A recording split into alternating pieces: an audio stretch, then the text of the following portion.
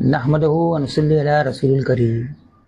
رسول اللہ صلی اللہ علیہ وسلم کو ارشاد مبارک ہے، ساری عبادتوں کا دروازہ روزہ ہے، یعنی روزے کی وجہ سے قلب منور ہو جاتا ہے، جس کی وجہ سے ہر عبادت کی رغبت پیدا ہوتی ہے، مگر جب کہ روزہ بھی روزہ ہو، صرف بھوکا رہنا مراد نہیں بلکہ آداب کی رعایت ضروری ہے۔ السلام علیکم ورحمۃ اللہ وبرکاتہ۔ نحمدہ و نصلی علی رسول الکریم۔